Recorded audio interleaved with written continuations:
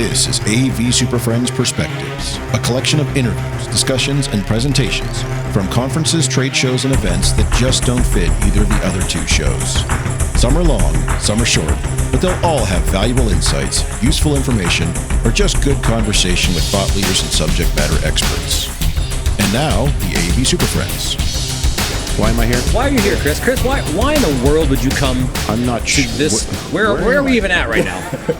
So I guess we're closing out NWMET 2025, and this is day 7. It's been a long conference, but well worth it. We're just doing some not retrospectives. What's the term here? We're doing some reflection on the conference, grabbing some people on the show floor as we go around, and found a stranger. One random stranger. I need more level from you, or I can't hear you. You can hear me. Just listen. Barely hear you. I can barely hear you. Yeah, it's a little low. Guys, come on. Just because you're deaf. I'm screaming loud over here. Anyway, who'd you find? You drugged some innocent bystander. Larry and Marc and I are joined by Frank Alaimo from UNLV, who's always one to give a very measured and diplomatic opinion of any topic. Sure. So, Frank, how has NWMET 2025 been for you? I think this is the best one I've been to. Let's see, I started here in 2016 here in Boise, was the first one I was ever at. Skipped COVID, skipped last year. So 7 years. This is my 7th year here, and I think it was the best one so far. It's the biggest one, that's for darn sure.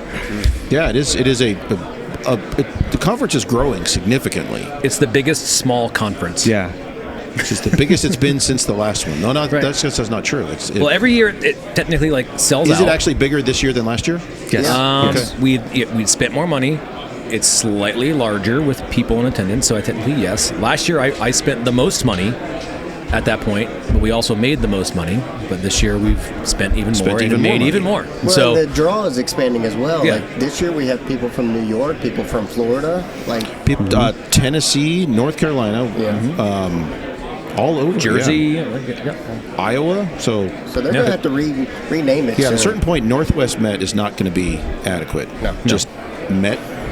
They lose the cachet, though. Yeah. Because, then they got to buy a new web page. It's going to be a whole terrible thing. Raul's going to lose his mind. Yeah, exactly. Frank, even though you're a longtime attendee, you're also decidedly outside of the Northwest. Correct. So how do people react when you say you're going to the Northwest Managers of Educational Technology Conference? Do they give you the skunk eye, or how's that go? No, I mean honestly, it's nothing but like fellow like-minded goofballs, like the four of us sitting around the table. Yeah. Location's just arbitrary at that point.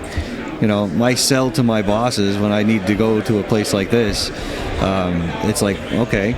The first one was easy because we were asked by, actually, I believe it was your cohort up at probably it was Don DeMello. Because he was early and on. Doug McCartney were the first ones to ask us to join through another organization.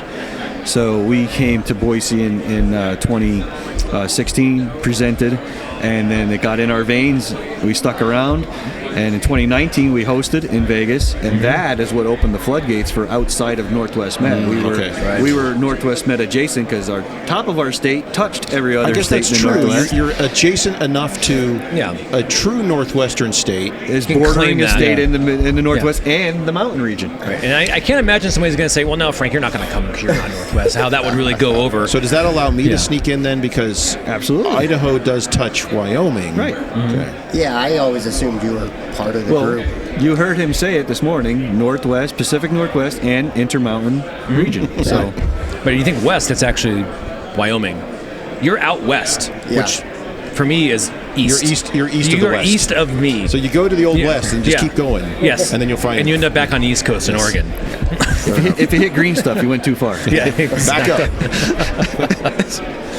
Well, it is interesting to see it grow and the word getting out. And I've had several people this week say that they're here because they've heard other people talking about it. Yeah. They heard other people sharing their experiences or seeing the posts on social media and hearing about the conference. And it's transcended that kind of Northwest branding. Mm-hmm. And now it's just like it's a spring educational conference. Exactly. Because, a lot of schools can't go to Infocom.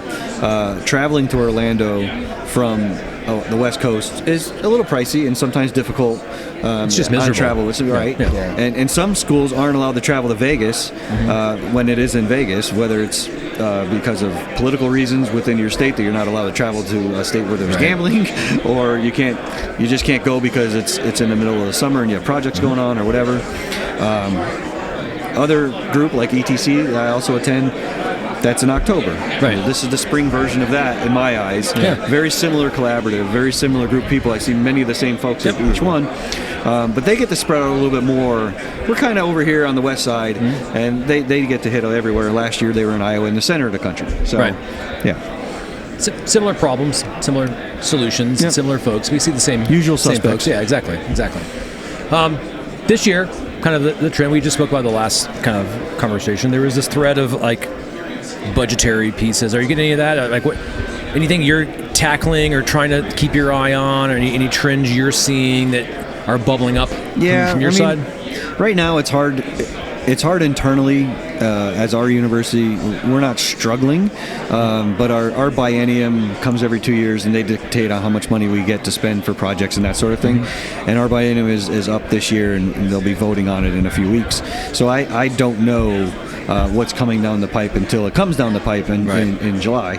So for us, I do not have a replacement plan in place. My replacement plan is going to my boss saying, please, sir, give me some money this year or your classrooms aren't going to work. So for me, it's status quo. We're not in panic mode about tariffs or any of that. Let's be honest. It's a line item. It's a number. We have to absorb it. I'm not going to upheave the apple cart. We've already been through hell once. I'm not going to do it again. I'm not going to panic over it. I'll deal with it when it comes. I've already told my higher-ups, yes, there's increases. Yes, there's insecurities in the industry. But if I have to buy 8 instead of 9, I buy 8 instead of 9. Right. You know? A lot of people have that same philosophy. It's like, oh, we have to cut here or do that. And it's like, okay, well, we know how to do it. We've been through the budget ringer in the past. And so we'll just do it again. Right? We'll find another way. And then I think it's hearing that and seeing everybody kind of has that approach. Like, oh, we can figure a way out to do that. It's not going to be the end of the world. And I think I've taken this conference as an opportunity to look at my 80% of my rooms, like that, the classroom that serves most of my students.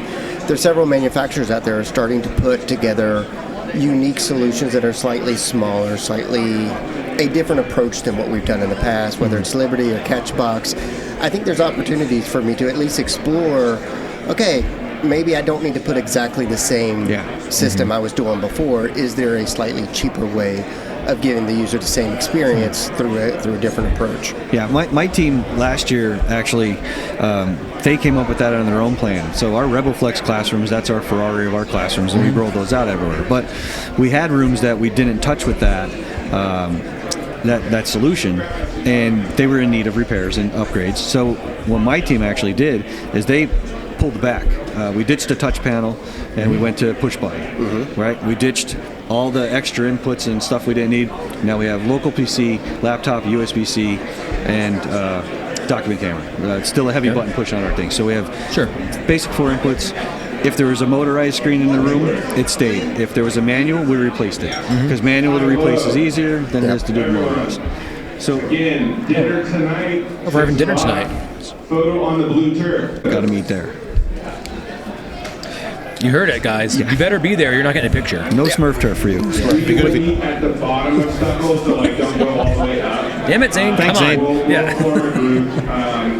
There will be someone here as well if you need assistance getting to Stucco. Okay. Do we know where we're actually going now? Big stadium. I'm going to the but stadium. stadiums have many entrances. We just have to has a walk big around. sign right below it. All right. And there you go, people. That's how this gets coordinated. It's that small of a show. They come on a stage and say, go over here if you want to eat and get a picture taken. And everybody panics and figures out where that is. But so anyway, we backtracked it. We already, I don't want to say dumbed down our rooms, but we made them a little easier to deal with, and that's our new solution. And that's your new standard moving forward. Exactly. So does that give you kind of like two?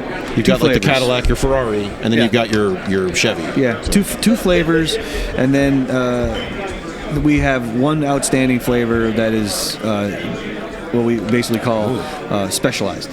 So we have our footprint think of here's how my guys laid it out to me just the other day. They did a set of line drawings of the biggest, baddest room that we have on campus. And that is our master line drawing. And then from there, just take things we away. take stuff off. Yeah. Just delete things. Just delete things. And I've done that. I've had a similar approach. Right. Yeah. It's this version, it's that version. And then So you take the car salesman approach. I'm just going to start cutting stuff out of here. You tell me when you met your until number. we get to your $5.99 a month. Exactly. I do one drawing a year, and that's the system. I just have to take things out. What do I need to do to put you into this classroom today? So fortunately, my guys already took care of that for me, so I don't really have to worry about much when it comes to that. But that's a common kind of exercise I'm seeing from a lot of different universities. Is I don't know whether it's collective unconscious or what it is. It seems like we've all met in this middle ground where it's like, we just probably need a PC, some kind of laptop connection, and maybe like a document camera. And like that's like my core, right? And, it's like, and everything kind of builds around that. And No Blu-ray?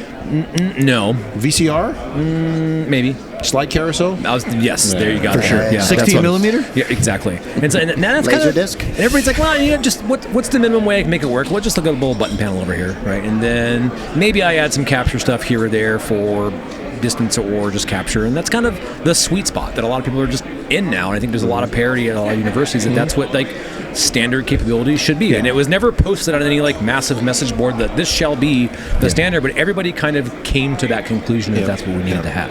Yeah. The days, I don't know about you guys, but the days of like I'm starting with a 7 or 8 input capable switcher is just That's double what I need now. I still see that in a lot of places, but I'm at like, here's 3. This is what you get, and I'm already dragging my feet on one of those 3, and it may go down to 2. That's a specialized space. That is the one-off. I have built the single input version of this terrible I'm fiasco. looking at the single input version with some of the products here now. I have it. Have you called the manufacturers and asked who makes the single input switcher? I need full there's switching, one but I'm over only there looking that for has it. one input on it. There's a single input switcher here.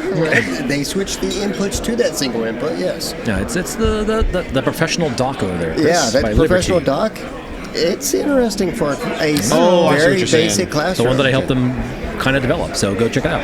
If you're only going to have one computer type device in your space, but you still have to get all your peripheral and widgetry into there as a one-stop shop. And you need to send it to an HD-based T. And you can send it right out. Yeah, it is a mythical unicorn device of sorts. I'm still need to wrap my head around that one. I know. That's the fun of it. It's hard to get your head around it. So anyway, what else? What else did you see over here that anything pique your interest that you came across?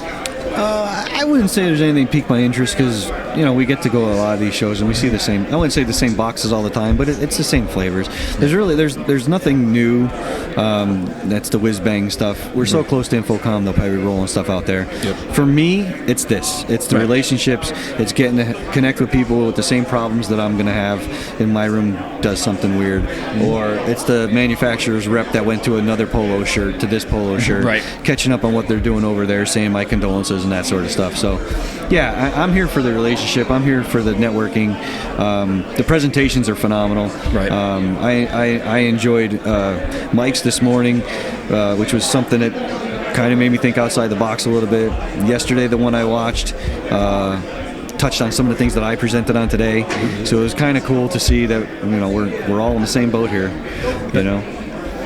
Yeah, I would say from a hardware standpoint, the one thing that I have seen here, and it's again, I don't think the manufacturers who are involved with it, I don't think the industry at large recognizes what a disruptor this has a potential to be, but is the Auracast from the Yes. Williams AV has here. I think that's So we huge. know that there's multiple manufacturers who are on board with that.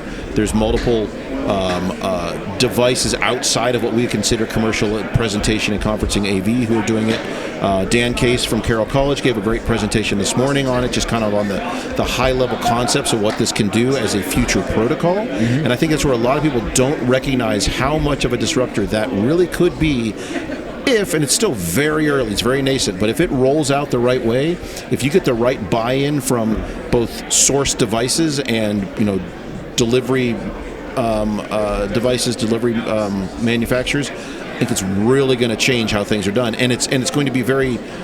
The nice thing about it is very low impact and potentially very low cost. Right. I can really see that particular product and that particular Ecosystem. like it's because everybody's doing it slightly different, but it's going to be out there. I can see that becoming part of the standard offering At the in price every point, room. yes. Yeah. Provided that somebody bigger doesn't swallow them up and ruin it. Well, because so it's that tied. never happens. It's tied to the Bluetooth standard. The standard. Yep. So it's all those dozens of manufacturers on board. So I don't think they'll get swallowed up as much as like, are they all going to start supporting it the right way, or is it going to be one of those protocols? Because we hear about these every now and then. Oh, it launches with these 12 partners, and then 5 years later it's gone. They're gone. Yeah. Exactly. So that's my fear, is that it's going to be announced. It's going to make a lot of fanfare for a year and then go away. But I'm really hopeful that it does latch on. But it wasn't single manufacturer being like pushing that, right? It was like this new communications standard, so to speak, came, and then people are then adopting it and building it. And so it's not sitting on one manufacturer's shoulder to kind of move this forward and put a boatload of money into. To some extent, it is waiting on one manufacturer to get off their ass and actually support it. And if they do, that'll be a big thing. We saw that a couple of years ago with the fine folks at Apple finally getting on board with USB-C, which I kid you not, is the only reason I upgraded my 7-year-old iPhone, which works fine for what I do, which is make phone calls and that's it. Until your battery goes dead. Yeah. Well, I replaced a battery on my 7-year-old iPhone twice. But because it has USB-C, that means I can get rid of all the other little adapters. But then it also brings the wider protocols of USB-C, DisplayPort alt mode, power delivery. All the extra stuff. All the extra stuff, because Apple, to their credit, when they are supporting USB-C, they're doing it with all the bells and whistles. We're now waiting for Apple again to get off their asses and support Auracast as part of the Bluetooth SIG, which the chipsets they're using to do Bluetooth already support it. So at this point, it's a firmware unlock. So I'm really hoping we see something this summer, for this fall, whatever it is, for the next round, that they'll announce that and start supporting it in the phones, because it's supported by Samsung, it's supported by Google, it's supported by the major manufacturers out there for smartphones, which means it'll make it that much easier, because now the assisted listening you need to get to all your students, they're already bringing with them in their pockets. So you don't have to worry about deploying headsets and working with your support office and all that stuff. So it's going to I think it's going to be bigger than just the assisted listening thing. I think it's going to be. Interest, but I think right. Average folks are going to be using it as part of like the actual and that's the earbuds nice and pieces in there. Hey, that stuff you already use. Yeah. That's what we use in these spaces. Right. So it's going to be. I wouldn't say difficult, but Chris and I were talking. We already have students that have a little iPad and a shotgun mic right on their thing, and they're already recording this stuff in their classrooms, right? So you're going to have your savvy folks that are out there and they have their pulse on it. Yeah. This Auracast, this is in our world. It's not in a consumer world. So it's going to be our job to put that in front of our disability people, resource people, to make sure that, hey, this is another option for you, because the folks on our campus, they hate the other all the other versions of whatever this is you want to call it, because frankly they're used to this. They're used to the pad. They're used to the things that they're comfortable with, and they don't want to be felt special. They want to be independent and do their own thing. And that's why I like this product, is because it takes away that self-identification. Yes. Like once it becomes part of the culture and part of the standard offering of your rooms, it'll be huge. Accepted everywhere. Yeah, exactly. It's open. And available everywhere too. So everybody can have it. And even if it is, the ones I've seen from some manufacturers, I mean, you can buy some now in the commercial world from Williams, from Listen, etc., and you may be paying basically the same amount you've been paying for an IR or RF version. You're paying $800,000-$900,000 depending on what you're doing. So that's expensive. But Auracast also is showing up in devices that Dan Case was talking about this morning, $39. Yeah, and so it's like, if it's that cheap, we're going to start to see different options and maybe some. How do you phrase it? Some additional disruptors to the disruption of that to deploy it. So, are we going to see that from a Crestron, an Extron, a Q-Sys, just building it into their stuff? I think they think about it even like fast forward. Let's go forward 5-10 years. If that type of capability is more ubiquitous in common, everyday pieces of devices that people have on them. Does that change how we think about speaker systems? Yes. Does that change how our infrastructure even has? Like there's massive reverberations that can technically happen just because something is adopted and can roll out there. Like it makes a room deployment so much more flexible and so much more accessible to everybody without having to have the historic problems we've actually had. Well, and I was talking with Marc earlier. I went to the doctor last week, and one of the cool things I saw was they had glasses with built-in bone induction speakers in them. Exactly. if those start connecting to your phone, which is connecting to Auracast, now that's really interesting because there's zero self-identification in that scenario. Yeah. Super disruptor. I like it. Except you're wearing these weird Geordie LaForge glasses. They look just like every other glass. Those were cool. Those I almost kept, but I didn't need them at the I time. want a skull and crossbones right in the middle, though, just like you're gonna see Chris. Chris is gonna be the first one to go all in with AR/VR glasses, bone induction, everything. The guy who's been anti-goggle everything. He's gonna he'll be the first adopter. Anti-goggle. I'm anti-people thinking goggle's going to be the next panacea, which it ain't. So. Until you have them. That story hasn't changed since the 1980s. Well, anyway. But it is good to see those little disruptors kind of bubble up. And those are the fun ones to find. And I think it's another one where it is little and it will bubble up because people don't realize what they have there. Yeah. It's not some giant announcement. It's not some huge thing. It's like all of a sudden this thing's just everywhere. It's only going to be successful if we adopt it, though. Yeah. Well, I'll be right there. I mean, the minute these schmucks get off their ass, I'll start. I think all of us are like, when is it ready? Can we have it? Let's go. It's time to get it. It's like the Lumens encoder decoder thing. They didn't know what they had. Until Jamie took it and played with it for a couple days. That's a pretty cool unicorn device they have over there. Yeah, we were talking about that. So you guys chatted with them this morning. We chatted this morning, yeah. And so are they recognizing the potential of that? They are. Yes. And so I brought it up as a little bit different because they have their AV over IP encoder and decoder. And when we historically look at that, we're like, oh, that's directional, right? This is in, this is out. But all their devices are two-way. They're leveraging USB. You're doing stream switching on your encode decode, so you can choose what you want to come back up off your USB. So if you have your encoder, which is encoding off your USB, you can then also have the back channel return from an upstream or downstream camera, just as well as that decoder can switch those streams to its USB output. So it's interesting. They almost have the same capability at the encode as they do on the decode. And it sounds super confusing because it's more than just the classical I/O in AV over IP, and I think that it's pretty unique. Closer to USB, where it's doing this sort of thing. It's AV over IP USB, like switching and stream control, and so you can virtually switch all of your IP-enabled streams to make them available as a USB. You don't need the adapter. You're not needing all the other stuff. It's just native off the box. It's kind of fascinating, so it's worth checking out. Well, and that's kind of, Frank, you were talking about this, like, hey, my guys already went and kind of figured out, like, what's that, I hate to phrase it this way, but like that next, the step down classroom, or maybe the light version of a classroom. Yeah. And that's where some of these boxes like that, like, hey, it's a simple decoder. I can plug in stuff at the other end, fire it across the network, even if it's a local network switch. I can, that's easy to deploy, that keeps costs down. One or two things, I don't have to have a bigger switch or whatever, and then I have this thing that then delivers it to the device, and maybe that's all someone needs to teach a class. Right. Minimal elegance. I think that's the key here. Don't overcomplicate it. Yeah, exactly. Maybe. Until it comes out and that thing's $14,000. Yes, $28,000 encoder. You got to make up that margin somewhere. Yeah. It's got gold-plated connectors on it, though, so it's really good. Yeah. It's got high quality. 4K rated connectors. Yes, these are 8K. Yeah. 8K capable? Yes. Upgradable? Firmware updates. With a license fee. Exactly. Cool. What else, Chris? What's on your agenda? You had a whole list of things you wanted to get through. Did you get through your list? Let's check the list. Let's check the list. Got my list here. No. What is on here? My favorite color is blue. Mm-hmm. Long walks on the beach. No, I think. No. I did. By the way, just as an aside for you, I did put a bug in the Talon 3 folks' ears about talking with Liberty about some of their stuff. So that'll be interesting. They seemed intrigued. So hopefully we'll start to see some interoperability between some different systems. Mm-hmm. It's all about API now. It's all about API and sharing data. So why not? All our systems are nothing. It's just an API.